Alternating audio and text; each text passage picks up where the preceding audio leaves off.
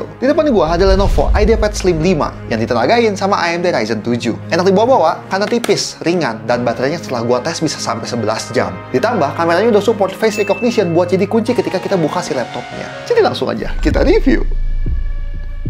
Oke, jadi si IdeaPad Lenovo itu emang dibikin buat kalian yang pengen productivity dan juga pengen kerja profesional. Dan dibawa meeting-meeting keluar, nggak memalukan lah. Karena emang looks-nya dibikin ya profesional banget lah. Kayak kalian lihat ini slim banget gitu ya, ringan banget juga, sekitar 1,1 kilo. Laptopnya juga udah firm, rigid gitu ya. Ketika kita buka pakai satu tangan ini, dia bisa gitu. Jadi engselnya udah enak. Ini desainnya seminimalis itu ya guys ya. Kalian tuh bisa lihat, cuman ada logo Lenovo di depan dan udah sisanya ya elegan gitu lah desainnya. Dan kayak tadi gue singgung, si baterai itu juga awet banget. Tapi ini kita ke spesifikasinya dulu lah. Dia tuh layarnya 13,3 inch dengan Full HD Plus, jadi 1920 x 120. IPS dengan kecerahan 400 nits. Ya ini layar IPS-nya juga udah enak banget ya. Kalau misalkan kalian lihat ketika gue putar kayak gini, nggak ada color shifting. Ditambah ya anti glare tadi, sangat-sangat membantu viewing angle. 60 Hz dan juga dia udah anti glare. Makanya ketika kita pegang-pegang kayak gini, dia nggak akan fingerprint magnet. Itu pun akan lebih enak kalau misalkan kita di outdoor kena sinar matahari gitu ya. Dia akan jauh lebih nggak mantul lah gitu ketimbang layar yang nge-glossy. Dia tuh pakai AMD Ryzen 7735HS dengan 8 core 16 thread dan juga VGA radio grafik. RAM-nya juga udah 16 GB ya, enak. Jadi sebenarnya kalian nggak harus upgrade lagi. Dan juga SSD setengah tera. Baterainya itu 54 watt hour dan juga ini portnya lengkap banget juga. Sebenarnya kita nggak harus bawa dongle kemana-mana kalau misalkan kita pakai laptop ini. Kayak kita lihat di sebelah kiri ada HDMI 2.1 yang support display output sampai 4K 60 Hz dan juga ada dua USB-C yang dua-duanya itu udah 10 Gbps. Tapi yang satu ini kita bisa pakai buat ngecas juga. Tapi kalau misalkan kita buat colok hard disk gitu ya, itu pun bisa.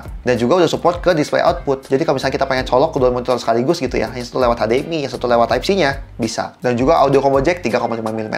Di bagian kanan ada dua USB-A 3.2, 5 Gbps, dan juga yang ini udah support power delivery. Ada micro SD reader juga lumayan, sama ini power button. Tadi ini chargernya ya, chill banget juga sebenarnya kayak charger HP. Jadi kalian kalau misalkan mau ditinggal di rumah juga sebenarnya aman sih, karena baterainya awet, tapi kalau misalkan pengen dibawa, nggak akan bikin punggung pegel juga. Oke, langsung aja kita tes ya. Yang pertama di Cinebench, kayak biasa gue looping 5 kali terus gue rata-ratain ya. Di multi-core itu dia dapat sekitar 10 ribuan, dan single core di 1400-an. Ini tuh angka yang wajar buat laptop setipis ini. Mengingat lagi, itu sebenarnya itu prosesor laptop gaming, tapi ya ditaruh di laptop yang slim sama tipis. Tapi itu artinya, di sisi lain, si prosesornya itu tetap dirancang buat bisa deliver performance yang kencang. Karena kalau misalnya kita bandingkan gitu ya, dengan laptop gaming yang harganya mungkin kurang lebih mirip, laptop ini sedikit lebih lambat 10%. Tapi ingat, ketika kita beli laptop gaming dengan harga segini, ya pasti laptop gaming itu bongsor gitu kan. Karena di sini mengejar portabilitas, body yang slim, pasti ada sesuatu yang harus dikorbanin, dan itu to be expect juga. Karena orang-orang yang beli laptop ini tidak disarankan untuk bermain game. Dan juga kalau misalkan pengen productivity, nanti kita akan tes juga,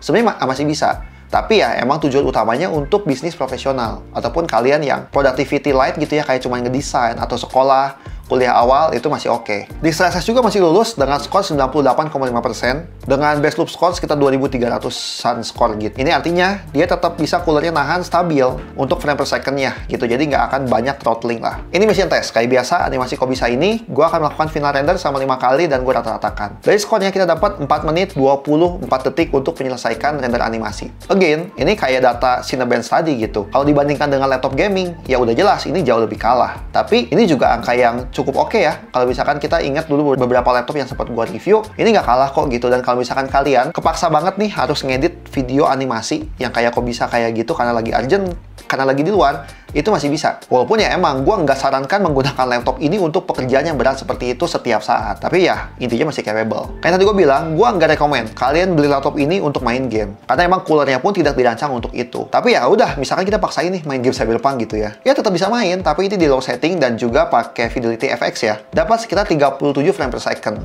Ya mungkin itu setara konsol, secara frame per second, tapi mungkin beberapa orang ada yang pengen ngejar 60 FPS, ya nggak mungkin, karena ini bukan laptop yang buat main game. Tapi ya buat casual bisa lah, karena ketika kalian main Genshin gitu ya, masih dapat 50-60 FPS gitu di setting low. Yang which is sebenarnya masih oke juga buat kalian ngumpulin Primogem lah ya setiap hari untuk daily quest. Nah, dari semua pengetesan tadi gitu ya, ini suhunya cukup adem. Karena kalian bisa lihat, suhu tertingginya aja tuh nggak nyampe 100 derajat, yang which is di 99 derajat. Dengan rata-rata, cuma 89 derajat Celcius. Ini tuh kelihatan, emang laptop ini tuh di limit jangan terlalu panas. Toh emang coolernya pun tidak dibikin seperti cooler laptop gaming. Karena ketika dia full load juga, kipasnya tuh nggak terlalu berisik gitu, masih termasuk senyap. Jadi ada alasan kenapa laptop ini dikasih performance yang kayak tadi data di atas gitu ya. Ya karena emang di limit sama laptopnya, lu jangan kepanasan, lu jangan terlalu teriak. Karena lu difungsikan untuk portabilitas, lu kerja di luar tanpa baterai. Ya inilah yang kita dapat termasuk suhu yang cukup adem. Nah buat baterai gitu ya, kayak yang tadi gue bilang, ini sangat-sangat awet guys. Ketika gue cobain video looping gitu ya di YouTube, dia tuh bisa bertahan 11 jam 34 menit. Itu lama banget, gue sampai ngetes semalaman, gue tinggalin tidur, gue bangun dia masih nyala gitu kan. Karena kan gue tidur cuma sekitar 7-8 jam. Itu nice banget, dan ketika di light productivity bisa sekitar 7-8 jam. Yang which is good banget juga ya. Itu tuh kalian, ya kalau kalian kerja kantoran tuh sebenarnya nggak harus bawa charger lah. Kalian bisa dengan nyaman, tapi kalau pengen bawa charger juga ya chargernya ringan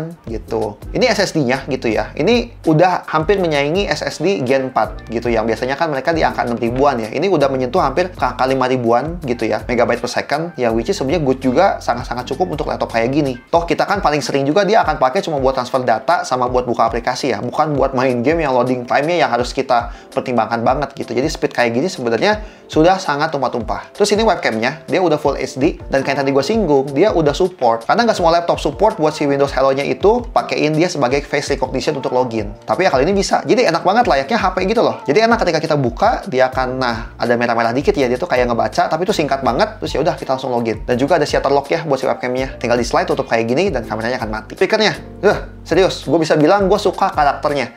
Karena untuk laptop sekecil ini kencang guys, dan bassnya lumayan berasa, enak.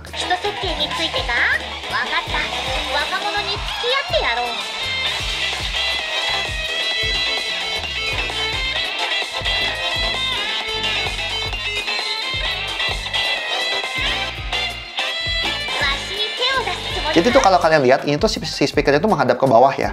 Ini akan maksimal kalau misalkan kalian taruh di meja, apalagi di surface yang keras. Itu suaranya tuh akan menyebar, surround dan kenceng. Jadi masih oke gitu ya kalau misalkan kalian di kamar sendiri bekerja, menggunakan speaker ini sambil bekerja gitu ya, setel lagu itu masih bisa dinikmatin lah. Buat keyboardnya juga enak, dia cukup silence ya dan empuk gitu, dengan level distance yang medium gitu. Jadi nice lah gitu. Plus ada keyboard backlighting juga yang bisa disetting manual ataupun auto. Kalau auto tuh biasanya tuh dia ngelihat dari si sensor lightnya. Biasanya kan kita kan kalau monitor itu kan dia suka ngegelapin kan. Kalau misalkan kita kerja di ruangan gelap. Nah si keyboardnya pun backlightnya bisa menyesuaikan kayak gitu. Dan juga trackpadnya ini gue bisa puji banget juga. Ini enak banget, lembut. Dan ketika dipencet juga, ini termasuk empuk untuk laptop Windows. Karena kan ada banyak laptop Windows itu kan si trackpadnya kurang empuk ya. Tapi ini enak. Jadi gue bisa dengan pede, kalian nggak harus bawa kemana-mana. Kalipun kalian ngedesain. Tapi kalau bikin animasi sih, kayaknya tetap bawa mouse ya. Karena gue kebiasaan. Tapi kalau cuma ngedit video gitu, ini masih enak menggunakan trackpadnya untuk daily. Buat garansi dia tuh 3 tahun premium care yang bisa dilayani selama 24 jam. Dan juga 3 tahun accidental damage protection.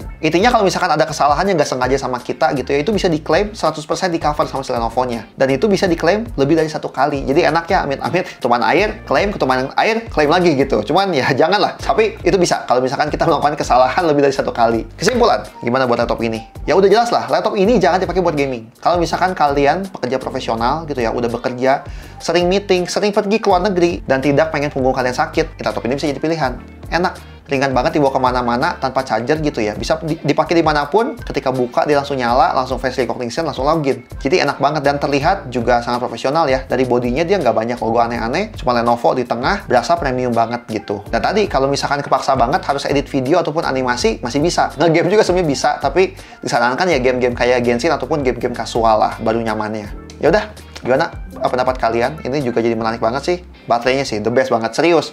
Dari sekian banyak yang gua review, ini setidaknya yang paling lama yang pernah gua review. Jadi silakanlah kalian jadikan bahan pertimbangan. Itu gue semua, Nuhun.